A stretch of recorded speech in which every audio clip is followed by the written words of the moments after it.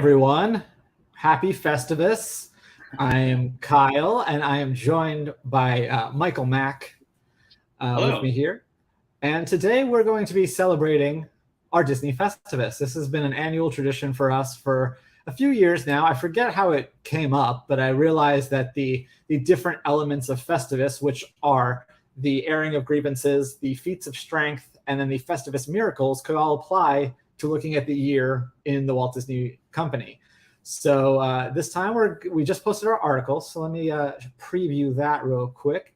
Have this over so you can read along, but we're basically going to go through it and share our thoughts. So yeah, feel free to join us here as we look back at the year in Disney. And I have to say, I don't want this to get too negative. We're going to have a lot of fun, but this is the first time where the feats of strength was actually the hardest part for me to come up with. It was very easy to come up with airing of grievances, and also, on the positive note, lots of Festivus miracles, but the feats of strength were a bit of a head scratcher. But so we'll start off. The first thing, if you haven't watched Seinfeld, the Festivus, George Costanza's father, Frank Costanza, comes up with this holiday celebrated on December 23rd. And the first part is the airing of grievances. I've got a lot of problems with you people, and now you're going to hear about it. So we have a few problems Let with the me cut you off. I just want to say real quick, if you're not familiar with Festivus, there's a great 5-minute video on YouTube that takes you through the whole story of Festivus that I definitely didn't have to watch about a half hour before we started this. Yeah, I believe there's you forget the subplots of Seinfeld because there's so many things happening, but that's the one with H&H Bagels. He goes back after the strike for however many years, then immediately has to quit again because they're infringing on his right to celebrate Festivus. But anyway, the first airing of grievances is one that's bothered me for a while, and that involves good old Disney Plus here. So you'll see that they have this rotating banner. And as far as I know, this banner is the same no matter who you are or where you're logging in. Well, different countries probably. But, when they're releasing so much content, this, quickly, when we were watching She-Hulk or even Ms. Marvel especially, it felt like that was buried on the 6th or 7th tab. And it's something that I'd go to watch every week. So it feels like they have enough that they could plug in an algorithm to be like, Kyle watches this every week. It's Wednesday. Let me just serve that to him in one of the first spots. Or, you learn from my watching history and present, there's a recommended for you. And that's just stuff that was released in the past couple of weeks. I feel like it doesn't really have much to do with it's not quite as personalized as I think it should be. Is this kind of your experience as well? Yeah, I was going to stress that out to the recommended for you section, that I feel like is just always I watch 90% of the things I watch on Disney Plus is Marvel related, but I watch one Christmas movie and it's just oh, hey, you must want to watch these animated Disney Junior Christmas specials. No, that's not how it typically works. So it's kind of all over the place. I feel like even my continue watching sometimes is just here's maybe the last 3 things you watched, and if you go and click on it, we're just going to jump into an episode right away. You don't have any options after that. So exactly. I've experienced that with I've been rewatching Boy Meets World one episode at a time because they have the Pod Meets World podcast. So I've been doing that, but God forbid I want to go watch another episode.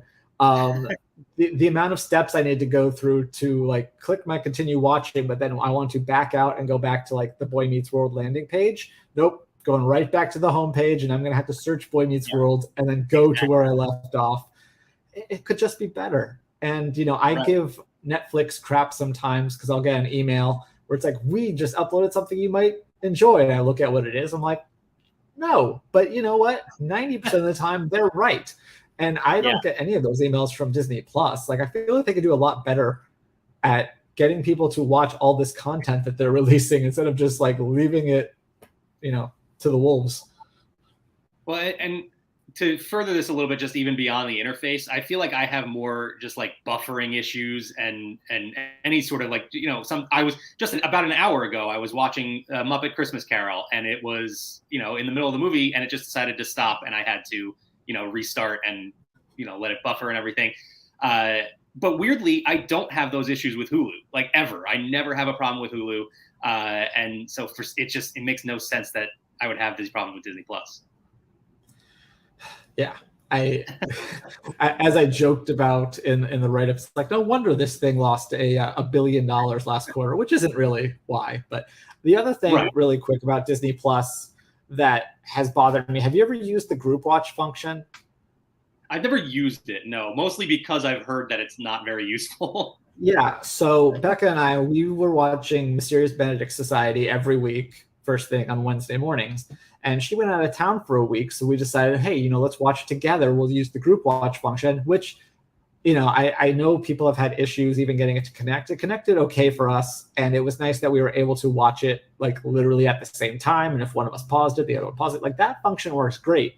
But what sucks is that there's only like a few emojis that you can react to. There's not an actual like chat box. So we had to like talk on Slack while watching the thing on Disney Plus. And like, I kind of get it for being like a family platform. Maybe they didn't want people like talking inappropriately.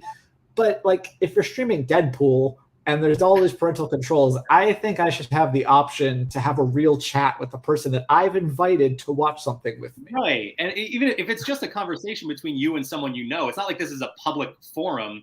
I don't understand that at all. Actually, can I extend this airing of Grievances here beyond Disney Plus a little bit here? Because I think Disney Plus is actually far superior to ESPN Plus. Yes. It's a mess. That whole platform. I write weekly recaps for Peyton's Places and all of the other Places universe shows beyond that.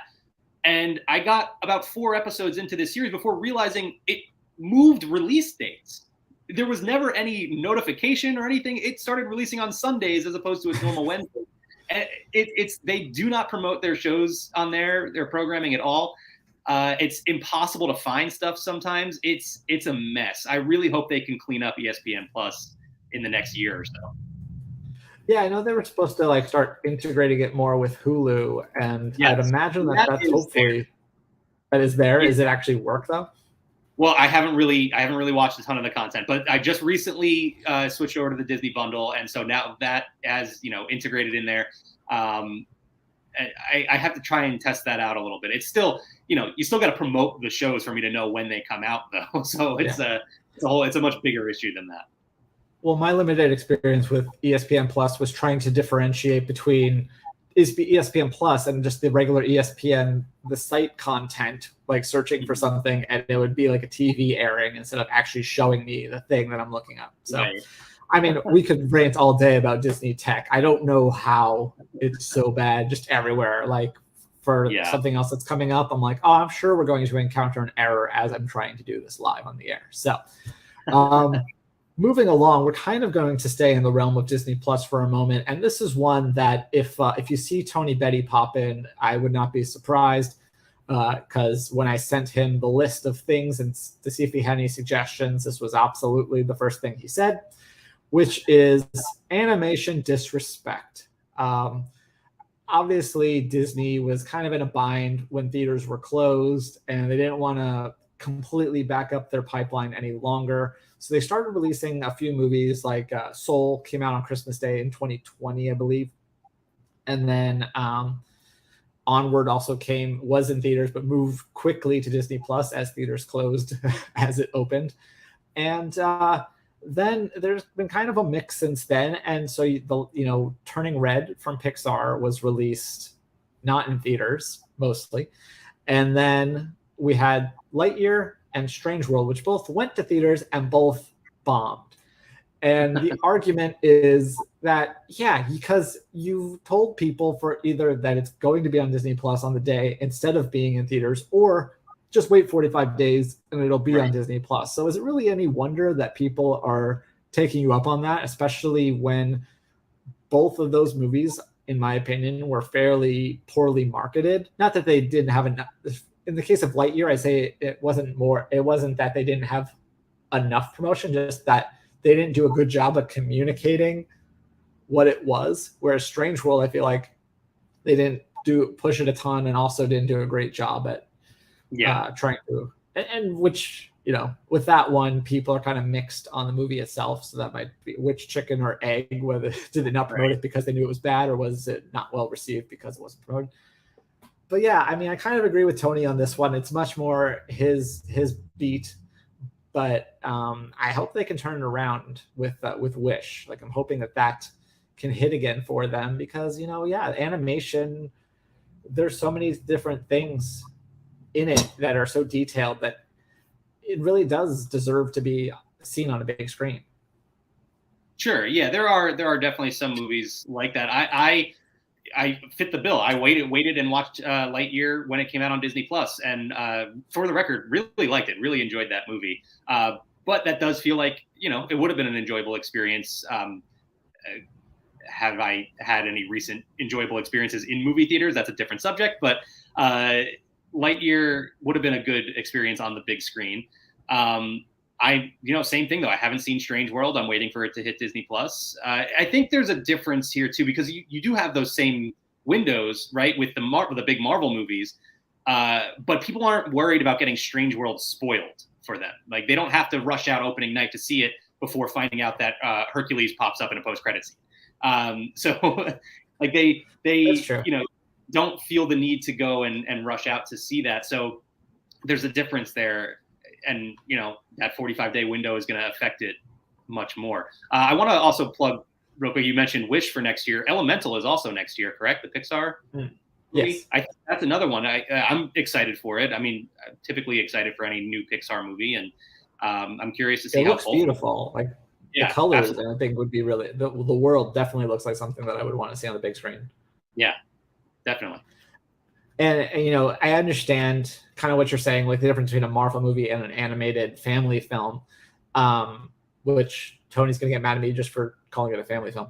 But you know, it is harder for a family of, let's say, 5 to go to the movies because that's going to cost way more, and it's way more of a production than people like us just going to the movies. So I get that part. But, you know, they were obviously willing to do it and make a day of it beforehand. But they also have the most incentive to, if you're saying, hey, just wait a month and a half, don't tell your kids that's even, be like, oh, no, that didn't come out yet. I don't know what you're talking about. Right. And wait for it to come to Disney Plus. Like, yeah, it kind of made your own bet on that one. My only hesitancy on that is the number of children that have been at midnight screenings for Marvel movies lately. I don't understand it. Granted, it's not midnight screenings anymore. It's like 9 p.m., whatever. But still, the amount of children I see. In Orlando, that's true. Yes, it's different. Yeah. Before we move on to our next grievance, I do want to give a couple shout outs here. Hi, Stephen, and from Wyoming, and Alexander. Hello. Thank you for joining us. Feel free to let us know some of your Disney grievances as we go through this section. And then, of course, coming up, like I said, we will be reviewing the Feats of Strength and going over some Festivus miracles. But next in the grievances queue, let's talk about the Disney parks and the reservation system. Not the reservation system quite yet. Let's talk about pricing and how confusing it is. I haven't booked a Disney World ticket in a long time, but my gosh, it is so complicated. So the Disneyland one, at least there is tiers. Like they just added another one, but like it's a little bit more understandable. The Walt Disney World for the past few years has been just totally nebulous in that you just have to go here and look at the dates, and then no rhyme or reason. You just select your dates you want to go, and then it's like it's going to cost you this much. And then now for one-day tickets, they've made it more complicated by making it park specific. So you'll see here, Epcot's the only one available for that day. Animal Kingdom is the only one available for Christmas Eve at the moment, probably because it closed, or New Year's Eve rather. But yeah, so here's the different prices. So that's another confusing option. And then the park hopper thing, $220 per ticket. Is that right for one day? Oh, am I still on a multi-day? They wouldn't shock me. That's total. That's total. Never mind. That's not for the add-on. I thought it was it. So here's the thing. The add-on used to be a set amount of money no matter when you went. So if you wanted to turn a one day, one park into a park hopper, it was, let's say, $60 for a one day. Now that also varies, and this is also for multi-day tickets. That price of that upgrade is also varies by demand, basically. Like the busier days are going to have higher park hopper figures, which is kind of silly because it's going to take you longer to park hop. You're going to lose out on more time. So that's just another factor making this so confusing. Yeah, I my family came down for a Disney vacation in September, and it was just I immediately went to one of my travel agent friends and was like, "Please take care of this. I don't know how to do this anymore." When I used to have to buy tickets, I had a grasp of how it worked, and now I'm waiting for colleges and universities to start a major in like theme park vacation planning because you need a degree to understand how some of this stuff works.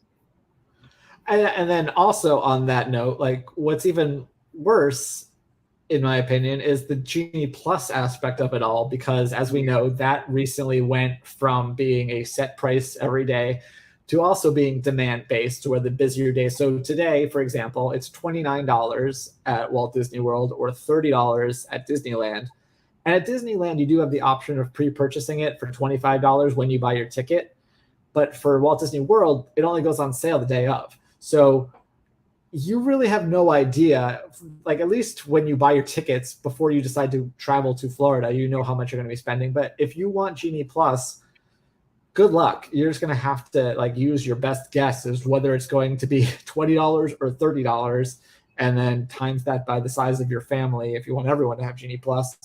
So I suggest basically maybe they should just have a wheel of, not a wheel of fortune, but a Price is Right wheel that you spin on your way in, and then you just pay whatever it says. Like that probably makes just as much sense. It would make just as much sense, and it would be more fun. I think do that. I'm all for it. And then another grievance that kind of flows into this is, we still have the park reservation system. It made sense at one time. It probably makes sense on certain days. Like I would say from the Christmas to New Year's holidays, those things, days that normally Disney would hit capacity in the before times. But the fact that they only recently, I didn't even know this, because like I said, I haven't purchased Walt Disney World tickets in a long time. I didn't realize that when you buy a one-day ticket, even though it's dated and specific for that day, you still had to go and make a reservation for that day. Yeah.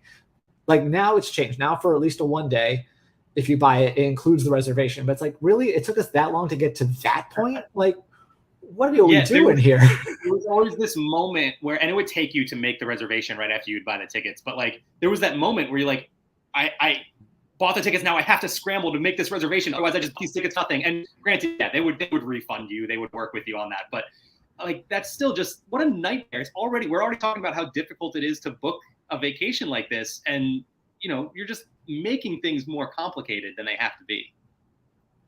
Yeah. So, I mean, hopefully we've already seen some like little changes. I know a lot of people have hopes that this will, Chapek was a big proponent saying, oh, this is the greatest thing ever. This is really changing our industry.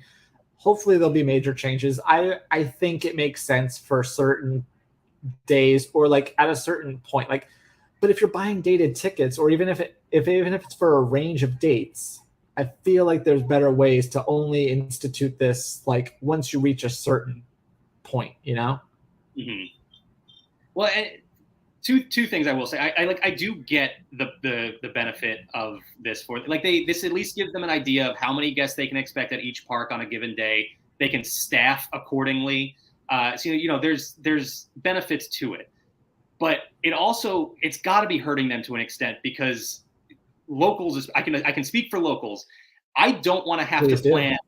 I don't want to have to plan my random couple hour trip to Hollywood Studios at least a week and a half in advance. And that's what I have to do right now. Or I can play the lottery and get lucky and probably get into Animal Kingdom in no other park, like day of.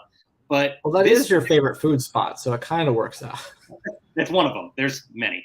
But this sort of like the reservation system has been the reason that I have been at Universal more often this year, because I can easily just be like, day of on board, I can run over to Universal.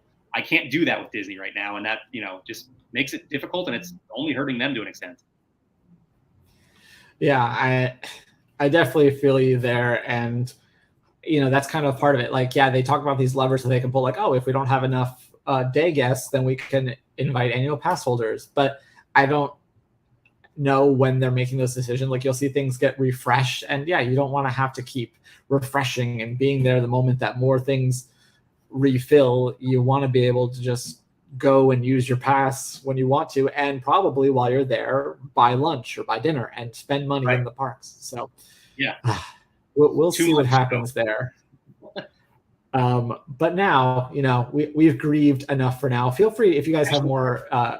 Can I extend one more off of that as well? Of course. Let me buy a Walt Disney World annual pass. I still can't do it. I can't do it. I think it's the Pixie Pass is available. That's like just which you're allowed to buy because you live in Florida, but nobody. If you don't live in Florida, there is no pass for you to buy. Yeah. Yeah, and an annual pass that only gets me in on weekdays is not helpful anyway. So let me buy one, please. Like, take my money, but you won't do it. Well, speaking of money, it's time to move on to the feats of strength. Although, like I said, if other people have grievances to air, feel free to do that in the comments. We will go through them. But the feats of strength, like I said, a little harder this year than it normally is for me. But we have Disney Plus subscribers. So even though Disney Plus had lost a bunch of money last quarter because of the content, it did hit 164.2 million subscribers.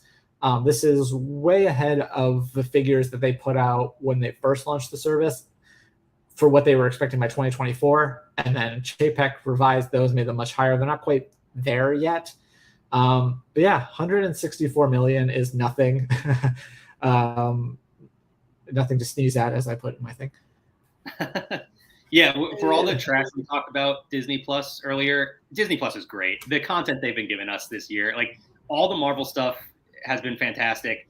There's been some really great Star Wars stuff I still have to watch, Andor, but there's been a lot of great stuff there.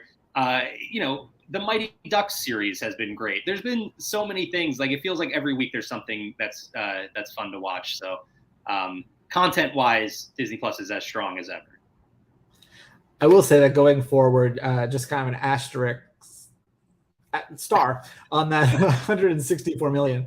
A good chunk of that is from their Disney Plus Hotstar in India, which is a much, much lower price point.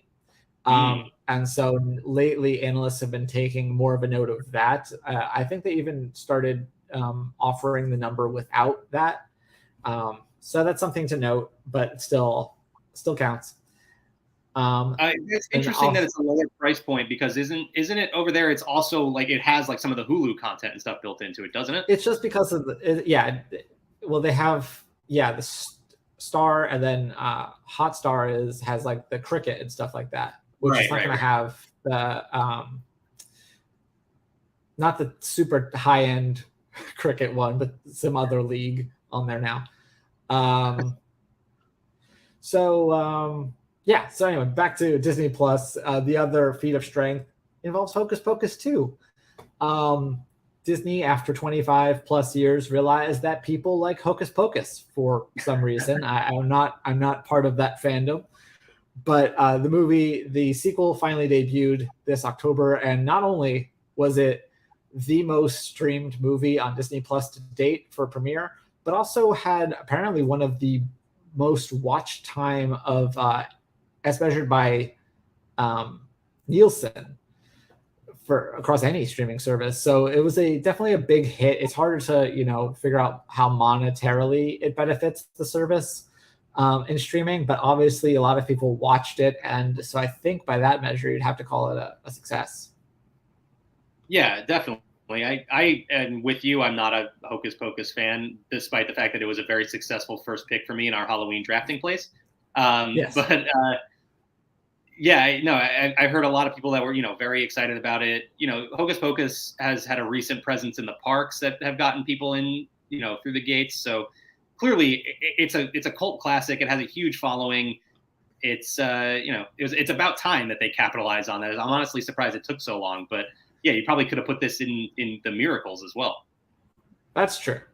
They did start capitalizing it little by little. We had some merchandise, and then we had the Spectacular, and then a flood of other merchandise.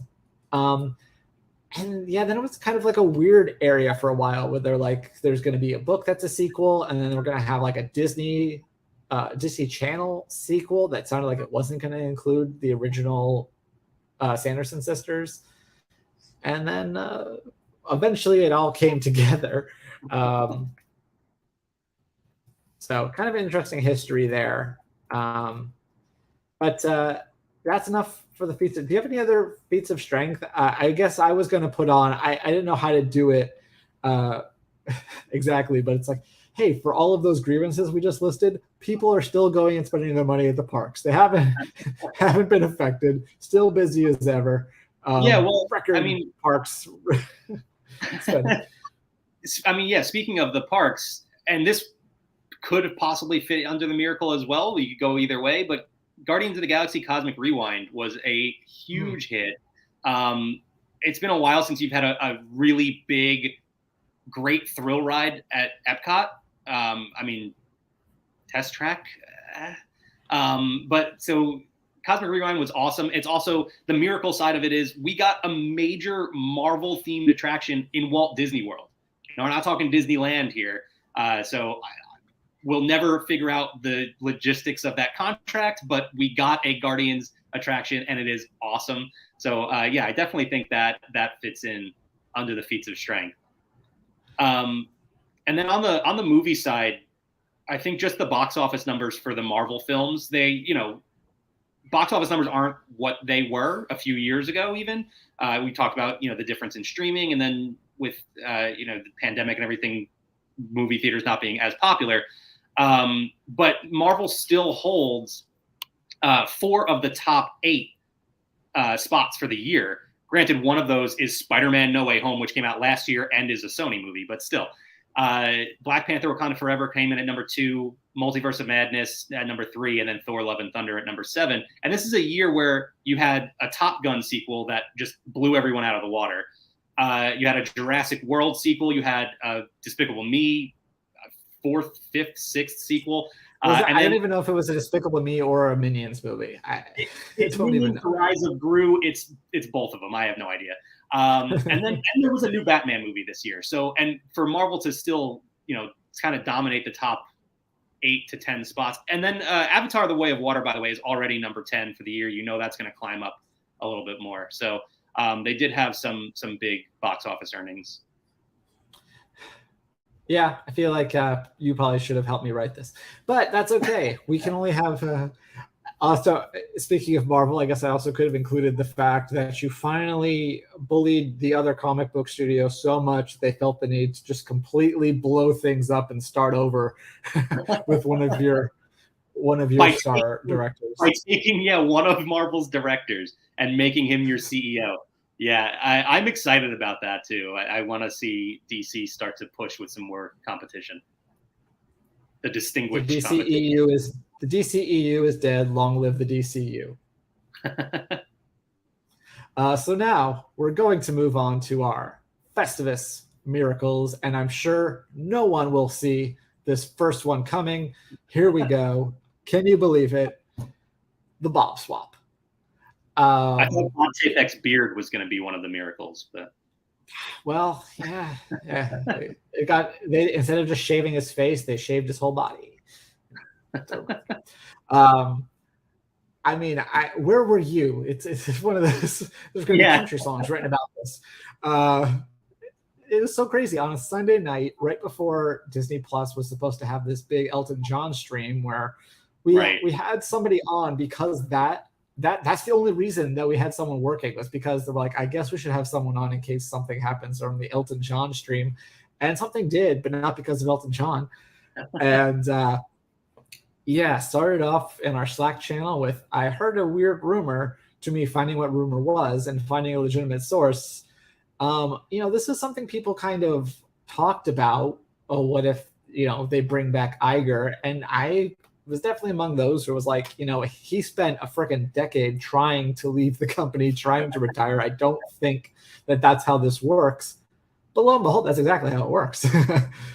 Yeah, that's it was definitely like a shock. I was sitting on my couch, probably watching football or something, and scrolling through Twitter, and all of a sudden I see this tweet about this. I'm like, there's no way that's real. Before I even said anything out loud to Jess sitting next to me, I was just like, let me just like double check this, see if there's any actual sources. And sure enough, there it was. And we immediately just jump up and start going through all the news and everything. This was wild. It was such a weird way that this happened. And I don't want people to think that that having Iger back is some sort of magical fix, and that everything that they've disliked over the past 2 years is suddenly going to be reversed. Obviously, that hasn't happened yet. Things could change for sure, but I think it was still, even if, no matter how you feel about it, it was still just such a crazy thing. It also made it feel like, sometimes as Disney fans, we're kind of in our own little bubble. So we're just like, oh, people don't like Chapek for one reason or another. And to find out that the business community and the mainstream media was kind of paying attention to that and then writing about it incessantly once this swap happened was kind of eye-opening. Even though, of course, they got some of the little details wrong, like saying that the not so scary Halloween party was at California Adventure. Little things like that.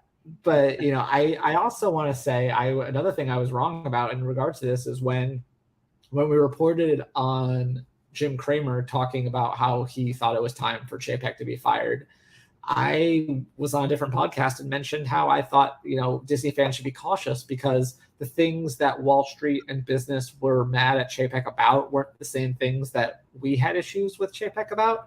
That if they were to install somebody else, it would be not even worse per se, but even more cost cutting than the things that we don't like. So I guess I was wrong in that aspect theoretically, because that's not what Bob Iger was the first time. Like, yes, he still had to lay people off, still had to cut budgets in certain areas, but he was more willing to throw a middle finger up to Wall Street when he thought that they were wrong. He's not going to take, whereas Chapek, as we saw from the last quarter, as soon as the market reacted negatively to the earnings, he's like, we're stopping hiring people and we might have to lay people off and we're cutting this, just a little overreaction. Like, if you believe in what you're doing, you should stick with that instead of the market is stupid.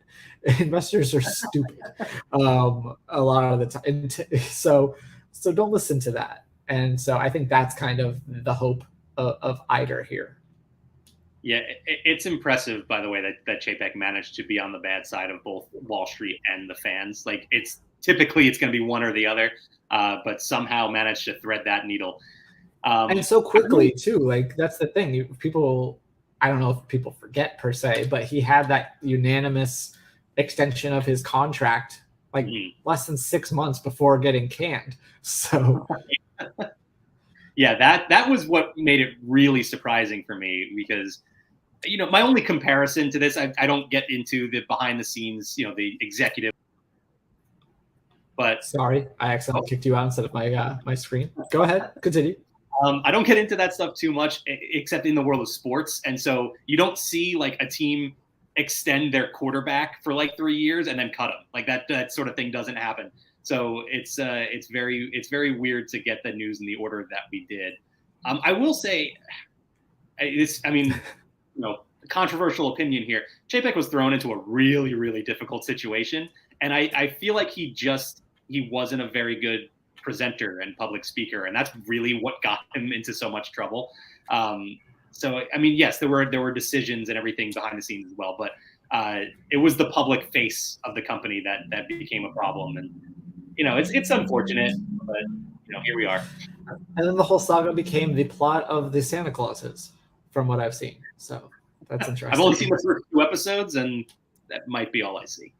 I've only seen a TV spot for it, and the beats were seriously. So it was Tim Allen saying, "I'm retiring," and then there was a bit where it was like, "Oh, the new Santa Claus is ruining Christmas spirit," and then he's like, "We have to save Christmas."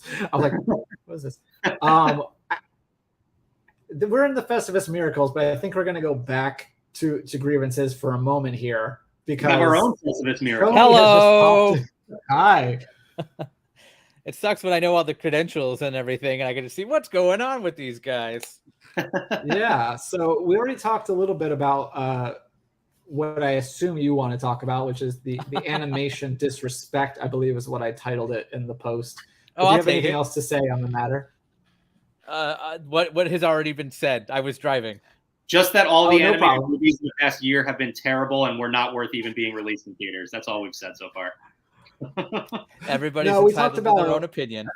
We talked about the conditioning of getting people Yes. to wait 45 days, especially with I mentioned, I called them family pictures, which I know you're going to take issue with, but I said family audience. I would take family audience more than for kids, but yeah. No, I'm just saying, like, the people, like, obviously people like us are going to go see Pixar movies in theaters and stuff, but a lot of where that box office comes from is family audiences where going out to the movies doesn't just cost them $20. It's going to cost them over $100 plus snacks, which is another $100. So if they can, trick their kids long enough and tell them that the movie's not out and they'll watch it on Disney Plus in a month and a half, can get away with that. Yep. Not to mention the fact that, especially with Pixar, you had Soul come out. Onward came out pretty immediately. Granted, those were under different conditions, but then they kept it going with Turning Red and Luca.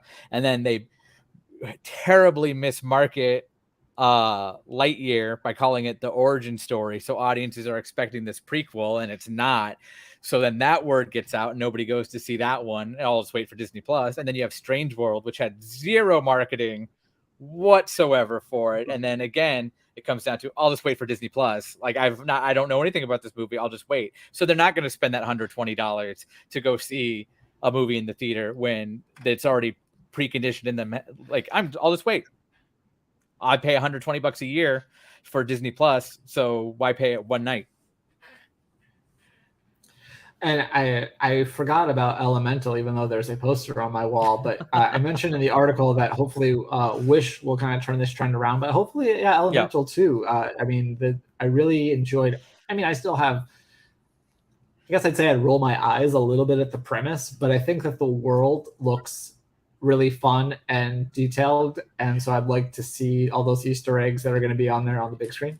I'm on the record as having already called Elemental Westfire Story, so I'll stick with that. But I think if anybody needs to be eyes on something for animation in theaters, it's going to be Wish. 100 years. There supposedly there's an Easter egg for every animated feature in there somewhere.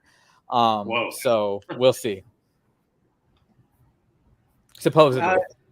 Can we while we're talking about that, this is kind of adjacent to this a little bit, but we didn't really mention Rescue Rangers at all, and it's at least plays off of the history of animation, and I think that was a fantastic Disney Plus edition this year. You mean Who Framed Roger Rabbit 2? Yeah, it's great. Yes. Great movie.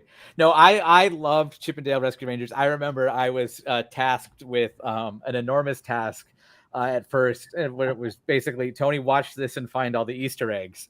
I don't know if you've seen that movie, but just to get through like the first viewing and note taking and everything took like 4 hours. So, and that was the first time around. But I loved it. Tragically, I do believe that one should have been theatrical. But now I don't think it ever got a theatrical release because it only qualified for Emmys. It was not up for any kind of consideration for Oscars or anything like that. But that one was definitely, I feel like they weren't willing to risk it because that one could have not gone well, but it was very well received and everybody loved it. And I loved it, even though it is Who Framed Roger Rabbit 2.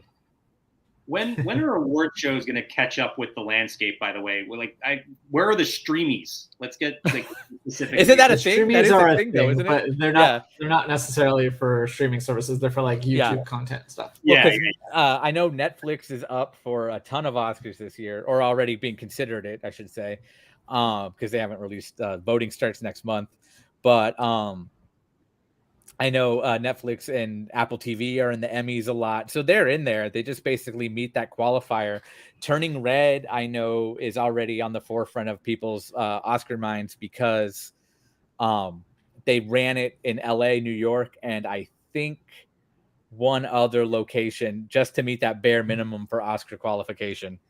Is that what it is? You have to do in, because I think it used to just be like a couple weeks in Los Angeles, so the El Capitan already meets that requirement. So I don't know if they added other. That's probably the Los Angeles part of it, but I know it did have screenings in Los Angeles, New York, and one other location. I want to say Oakland actually, which makes sense because Pixar's right there. But I guess, yeah, well, Grand Lake Theater down the street. Those are a group. Do you want to hang around and talk about a couple more miracles with us? Okay. You're part of this next one. The Carousel of Progress got an update, sort of. So as you'll recall, I sent Tony. I saw that there was new narration on the People Mover, and while he was there, word came out that there was also some changes to Carousel of Progress. Now, it's not huge changes. It's not suddenly, actually sent it in current day. It's still very much the 90s. But there's some changes to their hairstyles and their wardrobe, including some like fun little like Easter egg type stuff. But you know what? I'm just glad that it got some love, and it makes me feel like it's not going to immediately close like most Disney fans think. Isn't it going to be deconstructed and taken to the Smithsonian? Don't quote me on that. That I remember that circulating in like the early 2000s and has been pervasive for a while, but I still love the scene on the far left there where Larry King interviews Taylor Swift. It's timely. Yes. I think we probably have some close-ups if I want to scroll down on my... Yeah, because that's definitely the big... I know we'll just keep calling her Taylor for a second. She had some big wardrobe changes. And then something is on the dad's apron, on John's apron, right? Yeah, so here's Taylor, Progress Tech, yeah. An allusion Patricia, to Patty, Patricia.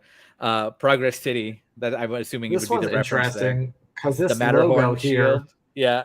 So it's not the Matterhorn. It's apparently like a mashup of two different icons for the Mineral King project. Interesting, because that looks like the Matterhorn bobsled. Yeah, somebody found there was. That's why there's like a crown thing, like the Mineral King. But it's kind of a mashup of two different logos. So I will have to share that with you. You would think that would be in the Country Bears, the old reindeers. I remember that. Yeah. Well, they still have them at Disneyland, I think, with the tongues out. I could have it backwards, but I know they definitely had the sipper or the popcorn bucket or something with them. My food rocks. That's what it was. I mean, I guess it wouldn't work with my kitchen cabarets. So. Well, who was your favorite food rock singer, Kyle? Peach Boys. Mac? I never got to see it. YouTube's a thing, Mac. And then Peter Gabriel would be mine. I loved it. I one of my first concerts was the Beach Boys, so I knew all their catalogs. So I was a Good Nutrition. It was right up my alley. I can't even hear Good Vibrations without singing the lyrics to Good Nutrition. Same thing with Peter Gabriel's Sledgehammer and High Fiber. So High Fiber. This one was the next one on my list, and hopefully you guys got a chance to see this. The Beauty and the Beast 30th anniversary special. Not bad. Kind of liked it. Doobie apparently really enjoyed it, so I took his suggestion for putting this as a miracle. I thought it was a little weird given the way that ABC has pushed live programming. The fact that this was, they corrected us when they said, oh, it's not actually live. I'm like, oh, it's live to tape in front of an audience. So like, okay. But I thought what they did with it was interesting. It wasn't, I thought it was going to be just like The Little Mermaid, or kind of like they do with the bowl shows where they just showed the film, then they cut to the musical numbers, and then they cut back, where there was a lot more in between, some behind the scenes of this special itself, as well as the original movie. And there's some other like little segments that they took the time to recreate in interesting ways. So yeah, I gave it a thumbs up. Is basically the point. I think it's better than the Emma movie. Oh well, yes. I know it got a lot of criticism, but I liked the giant beast puppet that Groban I did too. was That's one of the doing. things that I thought was like interesting and cool that they, for whatever reason, chose to do that scene. I did have I from what I saw of it, I haven't watched the whole thing. I will be admit that, but I it was hard to get past my pre-existing knowledge of the characters. So Jiminy Glick doing Be Our Guest, because it did channel Jiminy Glick quite a bit there with Martin Short. That was a little like harsh on the ears. And then Shania Twain, as talented as she is for Mrs. Potts, it didn't impress me much. So, but it was still good. I haven't seen this at all. I just love the way that you wrote this, Kyle, that one of our Festivus miracles is it was pretty good. That's how low the bar pretty good. Yeah, Larry David ties into this nicely. Yeah, so I haven't watched this mostly because of the picture you sent me of the chair. I saw that and I was like, yeah, that's not something I need to watch. So maybe I will check it out, knowing that it is pretty good. Yeah, I was a little disappointed Shania Twain didn't say, "Man, I feel like a teapot," but so yeah, you can watch that on Disney Plus or Hulu. Yeah, it's on both. But I do have one more miracle from our list that we can then, if you guys have any other ones or anyone in the audience. But Mac, I'm going to need you to go ahead and sing the title of this one.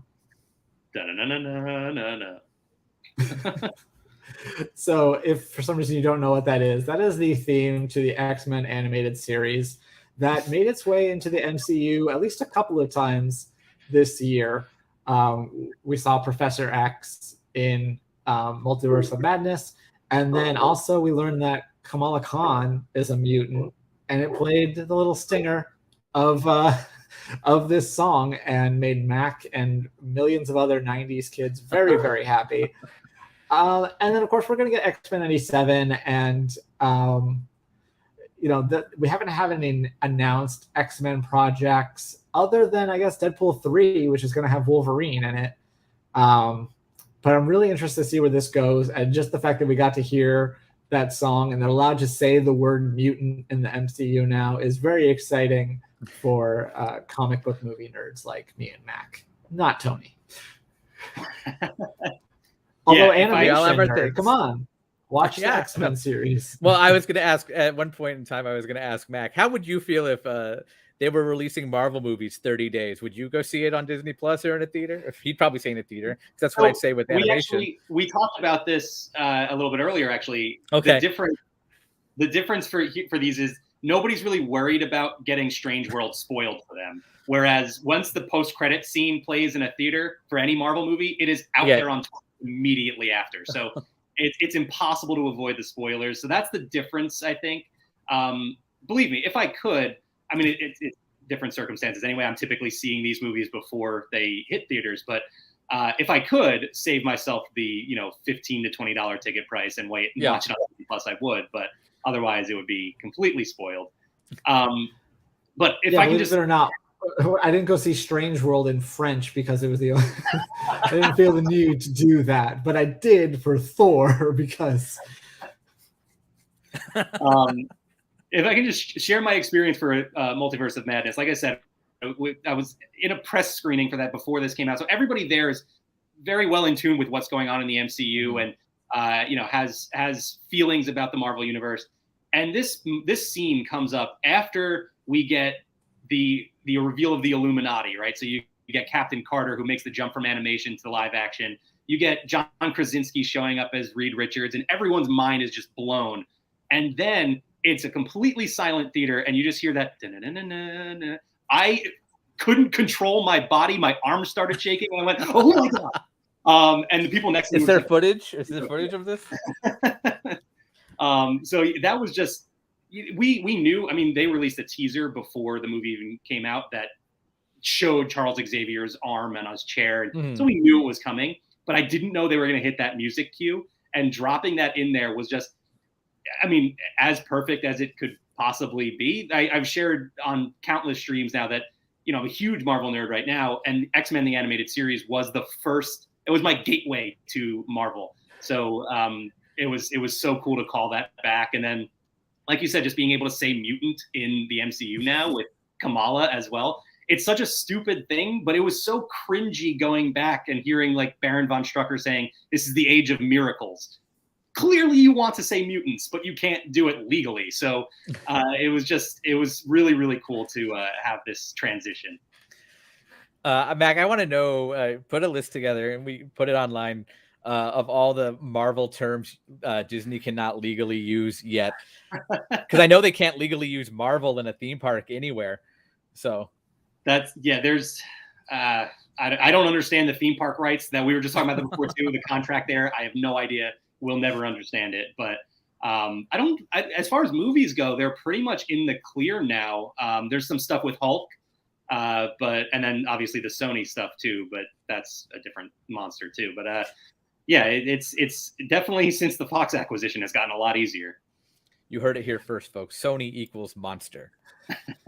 I mean, one of the most interesting, you mentioned some of the line changes. I think the weirdest for me was, I think it was part of the deal to let Quicksilver be in both X-Men and Age of Ultron, was that they had to show an X-Men. Oh no, so that was actually separate. So we had that, but then you had something with Sony and Fox that they needed to. Yeah, it was the post credit for Amazing Spider-Man 2, I think was. Yeah, so they ended up having to show an X-Men trailer. So that wasn't related to the Quicksilver thing, actually. But I forget what that was even about. But it was just so weird. And it's like, oh, well, because they're like, well, okay, well, you need to show our X-Men trailer in the middle of your movie credits. Like, it's just the weirdest thing. The Marvel character rights in film was so all over the place. I mean, Universal was in there too, and still is with the Hulk. So there's so much weirdness there. But we're going in the right direction here. We're getting towards every character being on the same screen. Well, I think that's about it. Do you guys have anything, miracles, feats of strength, or airing of grievances? I feel like, Tony, do you have any other grievances? I have a lot of grievances always, but my big one you've already spoken on for me, and I appreciate it. We also talked about theme park reservations and pricing, so I'm sure you probably have opinions about that as well. Anything else, though? Virtual queues, they still exist? Sometimes they do. Yeah. I'm surprised there's no virtual queue for the my Walt favorite Disney thing is Railroad. coming soon. Who knows? Might go. You think the virtual queue is coming soon, or No, I'm just saying it might, or they'll do the thing that Disneyland did, where it's like, okay, you can only get on at this station now, and then once that starts becoming too crowded, okay, virtual queue, Genie Plus, individual lightning lane for the Walt Disney World Railroad. Here's one. This one's really particular on my end. They didn't get Bob Joles to do the train narration like they have in Disneyland, and that's upsetting. So, do you happen to know who the person is? Because even not Benji offhand asked the question and didn't know the answer. I don't know who it is. I think I know who it is, but I have no confirmation on it, and I don't know his name offhand. I'd have to look it up. But he does the voice of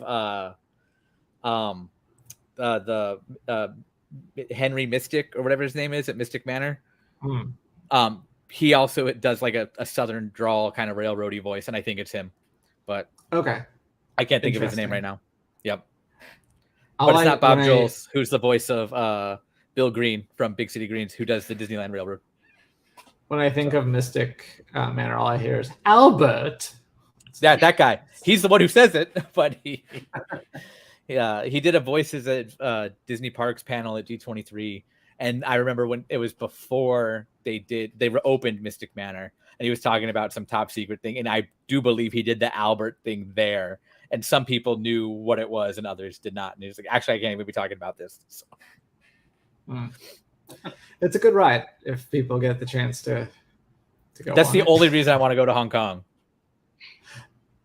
That's fair. No, there's some other good stuff at Hong Kong. It's very charming. Grizzly Gulch. But yeah, it's small. You can do it all in a half a day, but it's a very charming park. It feels like Disneyland, but maybe even smaller. So, and there's I haven't seen the new castle yet, but there used to be a cute little castle with a big mountain behind it, which was very cool. But And now they stacked on top of that cute little castle. can I share grievances about? Never mind. Never mind. Anything else? Now I want to know. Patreon after hours. Tony, is that we were talking about Hong Kong, Tony? Yeah, that is an Earl the Squirrel hoodie right there. Nice. Very nice. That is my grievance. Tony wearing a Universal Studios hoodie to a Disney screen. Hey, Tony, it was looking fine like until you Pete. called it out. Check out my new tattoo, though. No, I'm joking. Yeah, make Petunia dance, Tony. Yep. Although he actually wore the perfect thing, because if anyone here watches Anthony Fantano, he has a red plaid that he wears for really bad reviews, and so it kind of fits the airing of grievances. And they both have the same name. Hours ago, Kyle messaged me and was like, "You want to air your grievances?" And I was like, "Well, I'm busy, but I'll check on you guys later." And here I am. So, well, then I think that's going to do it. But before we go, let me remind everyone that you can read our entire Festivus, Disney Festivus for the Rest of Us article on laughingplace.com. Also, if you're watching this on our main feed, you can go to check us out on Laughing Place TV, laughingplace.com/TV, 24-hour Disney news, weather, attraction wait times, videos from the archives, and then we'll break in with silliness like this. So yeah, thank you guys very much for joining me, Mac and Tony. And we'll see all of y'all later. Happy Festivus. Bye. Where's your Festivus poll? I thought about it's right back there. It's a light.